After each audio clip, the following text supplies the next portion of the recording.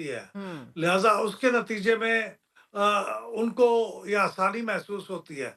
लेकिन अगर वो इलेक्शंस एक्ट के सेक्शन 212 के तहत हम्म। ये पाबंदी लगाएंगे, तो फिर उसके लिए उनको 15 दिन के अंदर सुप्रीम कोर्ट को रेफर करना होगा, और सुप्रीम कोर्ट फिर उसका फैसला हतमी होगा। तो इसलिए गालिबन उस दूसरे रास्ते को, जो थोड़ा सा कॉम्प्लेक्स है, वो इख्तियार नहीं करते। तो सर मैं लेकिन यही आपकी आपसे ये फर्क। बात दुरुस्त है जी कि जी, उस क्या दुरुस्त है? ले- लेकिन उसके अंदर ये बात भी दुरुस्त है कि क्लैरिटी ज्यादा है, और वो स्पेसिफिक है पॉलिटिकल पार्टीज के लिए।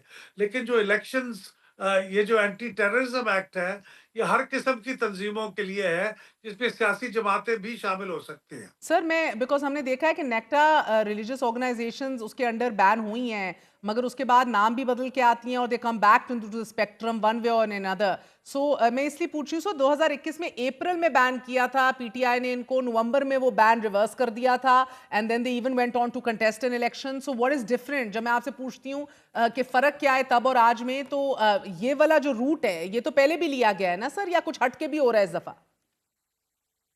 नहीं, रूट तो यही लिया गया था, हम्म। लेकिन आपने देखा कि फिर उन्होंने वो रिव्यू कर लिया अपना फैसला, उनको प्रोस्क्राइब करने का। अगर वो वापस न लेते, और तो ये इलेक्शन में भी हिस्सा न ले सकती। लेकिन जो 212 वाला कानून है, उसके उसको भी अगर इस्तेमाल करें, इलेक्शन एक्ट सेक्शन 212, तो फिर भी वो पार्टी एक बार बैन हो जाए, तो वही लोग दोबारा दोबारा पार्टी बना ले। हमने ये देखा है ना, भुट्टो साहब के ज़माने में जब नेशनल अवामी पार्टी पे पाबंदी लगी, नैप पे। तो चंद दिनों के बाद वही सब लोगों ने नेशनल डेमोक्रेटिक पार्टी बना ली, और फिर वो एएनपी बन गई। तो वो रास्ता तो दूसरी दूसरी सूरत में भी मौजूद है। लेकिन ये हुकूमत का रिज़ॉल्व पे डिपेंड करता है कि वो कोई सुलह करके उनके साथ पाबंदी वापस ले लेते हैं, या उस पे इंसिस्ट करते हैं। ये देखने वाली बात है। सर आपने पाकिस्तान में बड़े ट्रेंड्स देखे हैं, इलेक्टोरल एक्सपर्ट भी हैं आप। एक बहुत तगड़ा वोट बैंक है टीएलपी का, वो कहाँ जाएगा? ये वोट बैंक तो आपको मालूम है कि पहले ये जमीयत उलमा पाकिस्तान के पास भी हुआ करता था, और अब जमीयत उलमा पाकिस्तान के पास नहीं है, और टीएलपी उसकी वारिस बन गई है।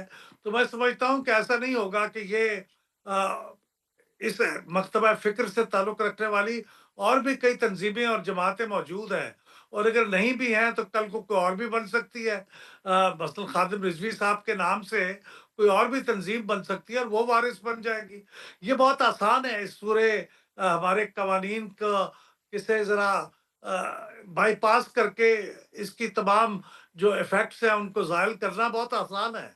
तो ये कोई ऐसा मुश्किल नहीं है, जो पार्टी दूसरी बनेगी, क्योंकि उसपे शख्सियात पे पाबंदी नहीं है, सिर्फ तंजीम पे पाबंदी है। तो वही शख्सियात जब दूसरी पार्टी में नजर आएंगी, तो वो पार्टी उसी वोट बैंक की वारिस करार पाएगी। बहुत बहुत शुक्रिया, हमारे साथ मौजूद थे अहमद बिलाल महबूब साहब, आपने गुफ्तगू सुनी। प्रोग्राम